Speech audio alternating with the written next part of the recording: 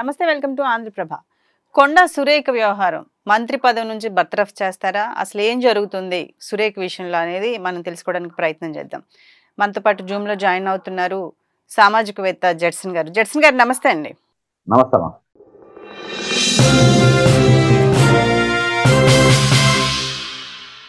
Sir, నిన్న మొన్న 2 రోజుల నుంచి మనం సురేఖ గారి వ్యవహారం చూస్తూ ఉన్నాం.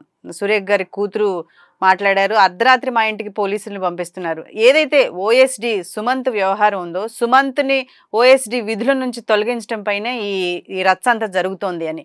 అసలు ఇంత గొడవకి కారణం ఏంటి అంటే, ప్రధానంగా సుస్మిత గారు చెప్పే విషయం ఏంటంటే, బీసీ వాళ్ళం కాబట్టి బీసీ మహిళల మీద, బీసీ కులం మీద జరుగుతున్న అన్యాయం, రెడ్లందరూ కలిసి మమ్మల్ని ఇబ్బందులు పాలు చేస్తున్నారని పొంగులేటి శ్రీనివాస్ రెడ్డి గారి మీద, అలాగే అక్కడున్న రేవంత్ రెడ్డి గారు ముఖ్యమంత్రి మీద మాట్లాడడం జరుగుతుంది. దీని వెనుక కడియం శ్రీహరి హస్తం ఉందన్నట్టుగా కూడా మళ్ళీ ఒక వాదన ప్రచారంలోకి వచ్చింది.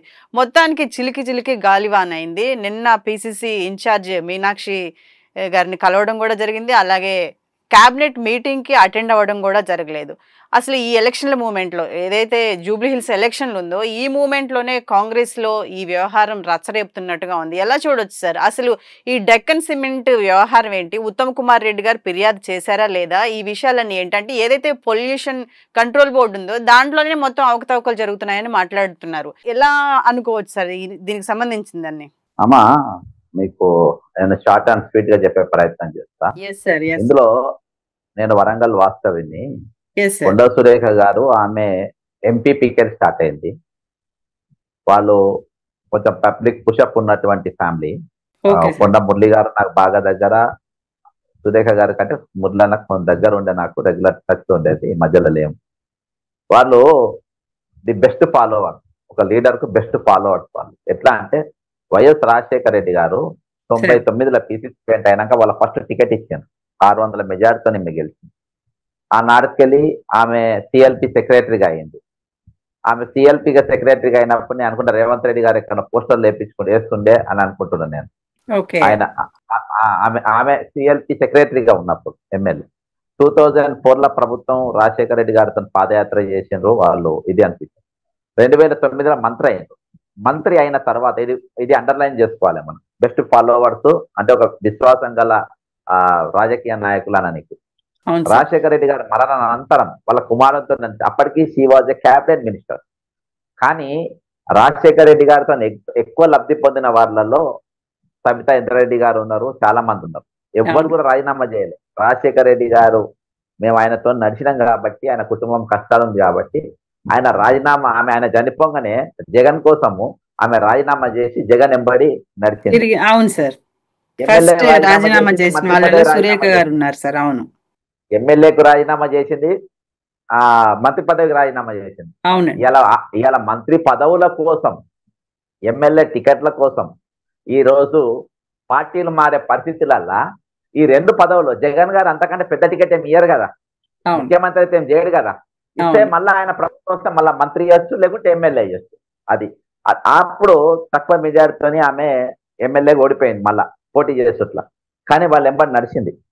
జగన్ గుణగణాలు తెలుసుకుని ఎక్కడో తేడా వచ్చి మళ్ళీ బ్యాక్ వచ్చిండ్రు.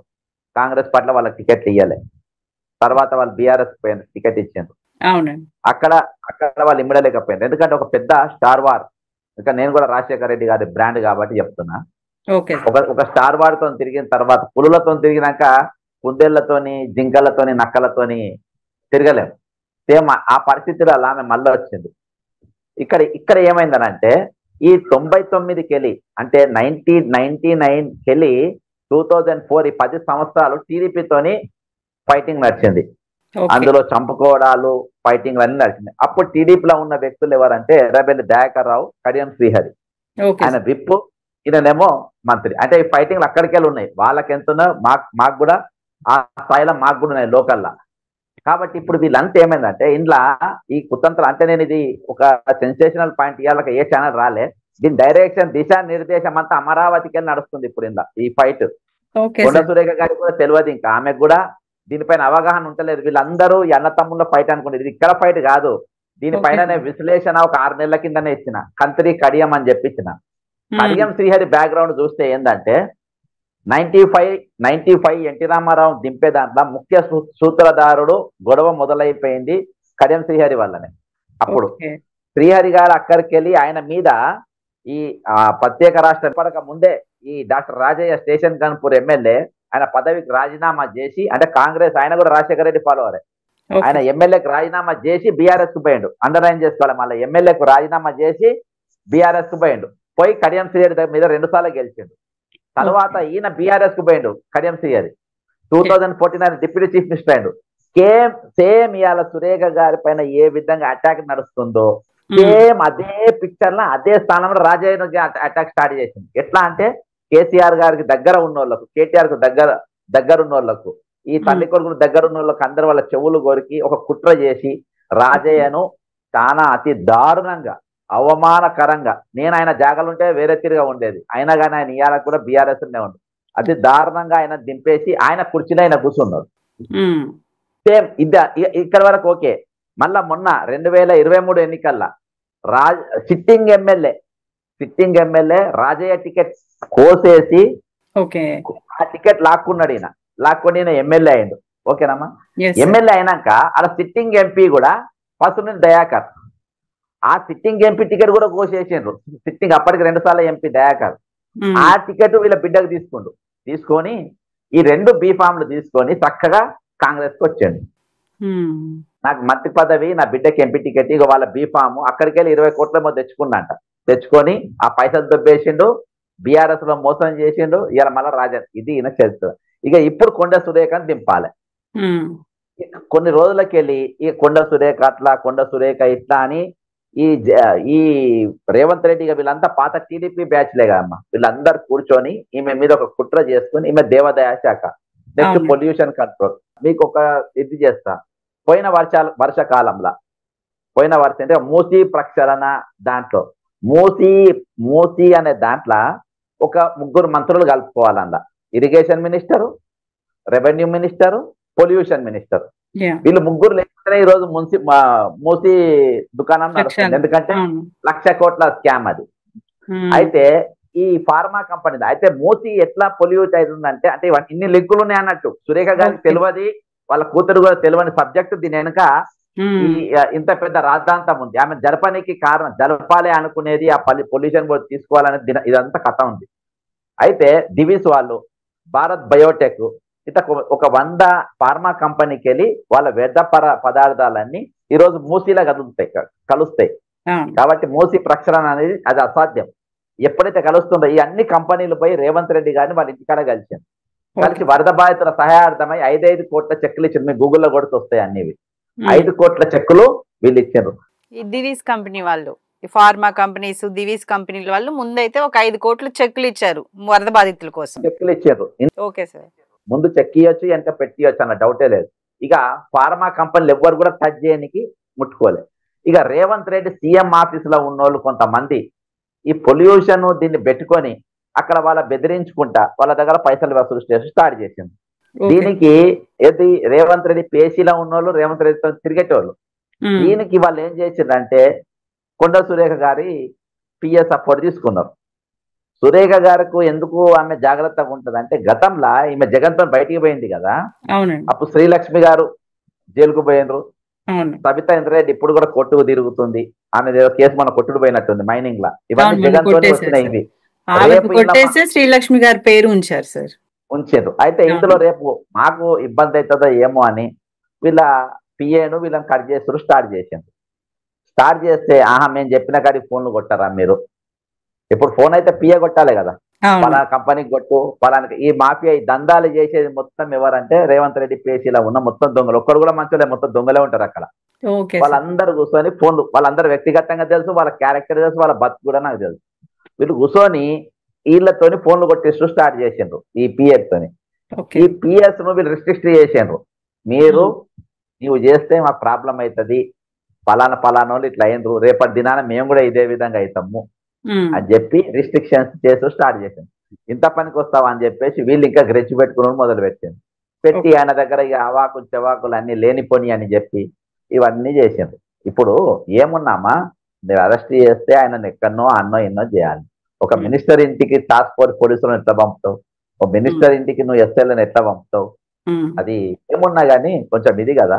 కాబట్టి వాళ్ళ కూతురు ఒక్కటి కూడా తప్ప. ఆహా! ఇక్కడ మాట్లాడుకోవాల్సింది ఏంటంటే సార్, మిడ్‌నైట్ అంటే ఏదో ఒక హత్య చేసిన వాళ్ళు లేదా ఇంకా వేరే స్కాముల్లో, గంజాయి స్కాముల్లో ఇరుక్కున్నోళ్ళు పారిపోతారా అన్న విధంగా మిడ్‌నైట్ పంపించారు అని సుష్మిత గారే మాట్లాడడం జరుగుతుంది. మిడ్ నైట్ పోలీసులు పోయినారు అమ్మా. అవునండి. మిడ్ నైట్ నాకు తెలిసి సుష్మిత అంతమంది పోలీసుల మీడియాని పిలిచే ఉంటారు. మరి మీడియా ఎట్లా పోయింది అక్కడికి?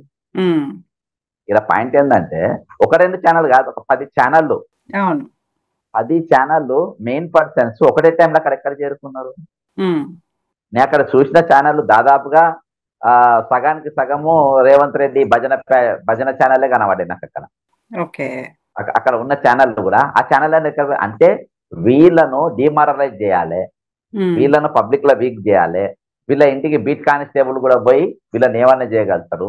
ఇంకోటి మంత్రి పదవి తీయక ముందు వీళ్ళ ఇంటికాడ నువ్వు సెక్యూరిటీ ఎట్లా చేసేస్తావు? సెక్యూరిటీ ఎట్లా చేస్తావు అంటే నేను చెప్పేది ఏంటంటే అమ్మా, ఇవాళ అత్యంత పెద్ద స్కామ్లు నడుస్తున్నాయి రెవెన్యూ. ఇప్పుడు వీళ్ళంతా నోబుల్ గ్రహీతలమ్మా? రెవెన్యూ మంత్రి నోబుల్ గ్రహీతనా? లేకుంటే టూరిస్ట్ మినిస్టర్ నోబుల్ గ్రహీతనా? మిస్ వరల్డ్ అప్పుడు ఇలా మొత్తం కామకులు ఉన్నారు, మమ్మల్ని వ్యభిచారణ చూసినట్టు చూస్తున్నారు అని చెప్పేసి మిస్ ఇంగ్లాండ్ పోయి కంప్లైంట్ ఇస్తే మరి ఎంతమంది మీద చర్య తీసుకున్నారు? మీరు ఎంతమంది చర్య తీసుకున్నారు? ఇలా ఈ రోజు ఇంటర్నేషనల్ వేదిక పైన తెలంగాణ పరువు తీసినప్పుడు మీ చర్యలేవి? ఈ రోజు వాళ్ళు డిపెండ్ చేసుకోనికి, ఎప్పుడైనా డిపెండ్ చేసుకోనికి అమ్మా క్యాస్ట్ యూజ్ నేను బీసీని కాబట్టి, నేను మహిళను కాబట్టి, నేను ఎస్సీని కాబట్టి అవి చెప్పాల్సిన అవసరం లేదు. ఇవాళ మనము ఇది న్యాయమా అన్యాయమా? పొంగులేటి శ్రీనివాస్ రెడ్డి గారి పేరు ఎందుకు సార్ ఇంత ఎక్కువగా ఈ వివాదంలో వినిపిస్తుంది అంటే, ఏది 74 కోట్ల టెండర్ విషయంలో వాళ్ళ మనుషులు వచ్చి బలవంతంగా అసలు టెండర్ ఎప్పుడు పాస్ అయిందో కూడా తెలియకుండా ఆ టెండర్ వాళ్లే వేయించారు, వాళ్ళ మనుషులే వచ్చి ఆ టెండర్ ఓకే చేయించుకున్నారు. అసలు దేవాదాయ శాఖ మంత్రి ఆధీనంలో ఉండే విషయం కూడా ఆ టెండర్ మా అమ్మ సంతకం కూడా పెట్టలేదని మాట్లాడుతున్నారు తను. అమ్మా ఆయన కోడంగల్ లిఫ్ట్ ఇరిగేషన్ లో కూడా రాఘవ కన్స్ట్రక్షన్స్ ఉంది మీకు. ఇక్కడ ఊరున్నది కొండక్కల్, ఆడ కూడా అయిన భూములు అంటే ఏడ లాస్ట్ లానే అనుకుంటా ఈ అన్నదానం చేస్తారు కదమ్మా, వరద బాధితుల కోసము ఆహార పుట్టాల లేస్తే రెవెన్యూ మంత్రి నేను ముందు నాకు ఇయని అది కూడా తీసుకునే రకమేనా? అదేందా? కాబట్టి ఒక శాఖలో పోయి 71 కోట్లు అంటే ఒక రెవెన్యూ మంత్రి అంత పెద్ద అయినా అందులో ఇన్వాల్వ్ కావాల్సిన అవసరం లే. అంటే ఎంత చిల్లరగాడు అనేది అర్థం చేసుకోవాలి. అదేందమ్మా, ఇవాళ ఒక బీగే మినిస్టర్ ఒక క్యాబినెట్ మీటింగ్ లో కూర్చొని ఆ క్యాబినెట్ మీటింగ్ లో తీసుకున్న డిసిజన్స్ లా ఈ డిసిజన్ నా లాభం అవుతుంది కాబట్టి నేను టెండర్ వేస్తా అని చెప్పేసి కోడంగల్ లిఫ్ట్ ఇరిగేషన్ ఎట్లా తీసుకుంటారా? నేను పిటిషన్ వేసినాం మన హైకోర్టున, ఎట్లా తీసుకుంటారు? ఆంగ్లేయ పత్రికల చాలా పెద్ద ఆర్టికల్స్ వచ్చినాయి, the Hindu, times of India, Deccan Chronicle అని నాన్న తెలుగు పేపర్లు ఏమన్నా రాలే. అయితే ఇంత పెద్ద సబ్జెక్ట్ ఇంత పెద్ద జరుగుతున్నప్పుడు అక్కడికి అంటే ఈ రోజు వరద బాధితులకేసి అన్నంకెళ్ళి మొదలు పెట్టి అక్కడ గుళ్ళకాడ జరిగే టెండర్లకెళ్ళి మొదలు పెట్టి లాస్ట్ లో లిఫ్ట్ ఇరిగేషన్ల వర్కుల దాకా కూడా అన్ని నాకు కావాలంటారు, భూములల్లో కానీ జాగలల్లో కానీ. కాబట్టి ఈ రోజు వాళ్ళు ఎట్లున్నారంటే ఇక నెల రోజులకెళ్ళి అన్నం తినట్టు అట్లా తింటూ వెంబడిబడి వీళ్ళందరూ అసలు దొంగల పైన ఏడ కూడా చర్యలు లేవమ్మా. ఇవాళ చెక్ పోస్ట్ నడుస్తుంది, ట్రాన్స్పోర్టేషన్ లో హై కరప్షన్ నడుస్తుంది. చెక్ పోస్ట్ బ్యాన్ చేసినాక చెక్ పోస్ట్ నడుస్తున్నాయి. ఇవాటికి 12 చెక్ పోస్ట్ ఇవాళ రన్నింగ్ లో ఉన్నాయి. రోజు ఒక్కొక్క చెక్ పోస్ట్ దగ్గర 10-12 లక్షలు ఈ రోజు వసూలు జరుగుతా ఉన్నాయి. నెలకు దాదాపు 2-3 కోట్ల రూపాయలు ఈ రోజు దందా నడుస్తుంది. దానిపైన చర్యలు లేవు. దాని మంత్రి ఎవరు ఈరోజు? ఈరోజు ఫ్లై యాష్ నడుస్తా ఉంటాయి లారీలల్లా. ఇది మీడియాకి ఎవరికి తెలియని సబ్జెక్ట్ చెప్తున్నా. ఫ్లై యాష్ నడుస్తా ఉంటది, దాని మంత్రి ఎవరమ్మా? ఈ విధంగా అన్ని ఉన్నాయి. ఈ రోజు రేవంత్ రెడ్డి భజన చేయాలి, పొద్దున్న లేవంగానే సూర్య నమస్కారం చేసినట్టు రేవంత్ నమస్కారం చేసిన వాళ్ళకి ఏ సమస్య లేదు. ఈ రోజు వాళ్ళు మా టీం కాదు, వీళ్ళు పార్టీకి స్టాండ్ అయి ఉన్నారు, వీళ్ళు పార్టీకి సంబంధించిన మనుషులు అంటే వాళ్ళని శత్రువులు లెక్క చూస్తారు. అంటే దండుపాలెం గ్యాంగ్ ల సభ్యత్వం లేని వాళ్ళందరూ వాళ్ళ దృష్టిలో దొంగలే. దండుపాలెం గ్యాంగ్ ల సభ్యత్వం ఉంటే వాళ్ళు మంచోళ్ళు అన్నట్టు, పునీతులు, నోబుల్ బహుమతుల గ్రహీతలు వీళ్ళు. సార్ ఇప్పుడు కొండా సురేఖ్ గారి విషయం ఏం ఆలోచించవచ్చు అంటారు? అంటే ఇప్పుడు నిన్న పిసిసి చీఫ్ తో మీటింగ్ జరిగింది, మీనాక్షి నటరాజన్ గారితో మీటింగ్ జరిగింది. ఎలా చూడొచ్చు అసలు మంత్రి పదవి ఉంటుందా ఉండదా అనే అనుమానాలు అయితే ప్రజలందరిలో వస్తూ ఉన్నాయి. అండ్ ఎంతవరకు పోతుంది ఈ వ్యవహారం అని? ఆమె నేమ్ లేదు, ఆమె దాంట్లోకి వెళ్ళి ముఖ్యమంత్రికి రాబడి లేదు, ఇన్కమ్ లేదు, కాబట్టి ఆ తీర్థ ప్రదాదాలు అయినా ముడతలేదు. దేవాదాయ శాఖలు ఏముంటే పోయి గుళ్ళు గోపురాలు అమ్ముకోవాలి ఇక. కాబట్టి ఆమె పైన అసహనం అంతకు మించి ఏం లేదు. ఇక దాదాపు పొల్యూషన్ ఇప్పుడు చెప్పినా కదా, ఫార్మా కంపెనీలు అన్ని ఇన్నే డీల్ చేస్తుండ్రు సీఎంఏ. ఈయన ప్రతి శాఖ కూడా ఈ రోజు అంటే నేను ఇంత చీఫ్ మినిస్టర్ అని చూసిన. చీఫ్ మినిస్టర్ దిగేష్ కాసు బ్రహ్మానందరెడ్డి, ఎన్టీ రామారావు, ఇట్లా గొప్ప గొప్పలను, మన కోట్ల విజయభాస్కర్ రెడ్డి గారిని, చాలా గొప్పలను మహానుభావులను చాలా మందిని చూసిన. కానీ ఆ చీఫ్ మినిస్టర్ ఇలా చీఫ్ మినిస్టర్ అయిపోయింది. అంటే ఆ స్థాయికి ఈ రోజు దిగజారి చేసిండు దాన్ని. ఒక మంత్రిని ఈ విధ సాటి మంత్రిని క్యాబినెట్ కాకపోతే నువ్వు పెద్ద లీడర్ అయ్యే తోపు అయితే కాదు కదా వీళ్ళకు. ఇవంతా లీడర్ ఆఫ్ ద హౌస్. కానీ నువ్వు ఆ ఎమ్మెల్యే అయినాక నువ్వు ఎమ్మెల్యే అయితే ఆమె ఎమ్మెల్యేనే, మీరిద్దరు ఒకటే. కాకపోతే అందరు కలిసి చేయలు లేపింది కాబట్టి ఇది. కానీ వీళ్ళకి తెలుగు నేను దాదాపు నిన్నటికి ఒక 15-20 మంది ఎమ్మెల్యేలతో మాట్లాడినా. కొండ సురేఖకు సింపతి వచ్చింది. నువ్వు నువ్వు నువ్వు సెక్యూరిటీ తీయగలిగినావు, ఇంటికి పోలీసులను పంపగలిగినావు, ఎందుకంటే హోంమంత్రి కానీ ఆమెను అరెస్ట్ చేయలేకపోయినావు నంబర్ 1. రెండవది ఏంటంటే ఆమె మంత్రి పదవి తీయలేకపోయినావు నంబర్ 2. ఈ రోజు నీకున్న విలువేంది? నీ కుర్చీ, నీ స్టేచర్ పడ్డదా లేచిందా? నీ స్టేచరు పడిపోయిందా లేచిందా? ఇంకోటి, కొండ సురేఖ గారి నోరు చాలా పెద్దది, మామూలు నోరు కాదు. రేపు ఈయన మంత్రి పదవికి వెళ్ళి తీసిన తర్వాత మీ కేసీఆర్ గాని కవిత గాని ఎవరు అవసరం లే. కొండ సురేఖ కూతురు ముఖం నోరు చూసింది కదా మొన్న, దానికి 4 ఇంతల నోరు కొండ సురేఖ కాదు. అర్థమైందమ్మా? కాబట్టి అది తట్టుకోలేడు. ఇది ఇక్కడికి ముగించేసి దాన్ని ఏదో సంధి చేసుకుంటే ఓకే, లేకుంటే మాత్రం వాళ్ళ దొంగతనం మొత్తం వాళ్ళ బిడ్డ చెప్పింది, వాళ్ళ బిడ్డ పావలే 1% కూడా చెప్పలే. రేవంత్ రెడ్డి బతుకంతా మొత్తం బజార్ల నిలబడుతుంది పక్కా ఇది. Okay, right sir. Thank you Judson గారు. థ్యాంక్ యూ అమ్మ.